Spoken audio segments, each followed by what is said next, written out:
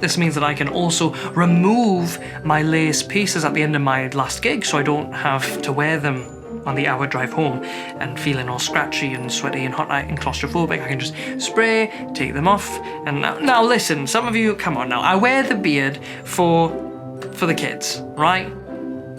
It helps me drive better too when I'm not wearing it, because I can turn easier.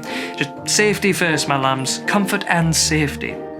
But where on earth do I keep all of this? Do I have a Santa bag? You know, I considered a car caddy, but I didn't want to spend so much money on a flexible box. They were like $50. I needed something with a lot of pockets that was easy to move to the trunk and wouldn't fold in on me while I was trying to do things. So I bought this.